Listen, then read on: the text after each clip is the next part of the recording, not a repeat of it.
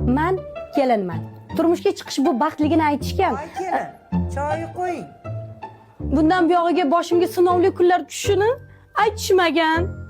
Men homiladorman. Farzandni dunyoga keltirish qiyinligini aytishgan. Tug'ruq jarayonida bitta o'limni bo'ynimga olishimni aytishmagan. Men onaman.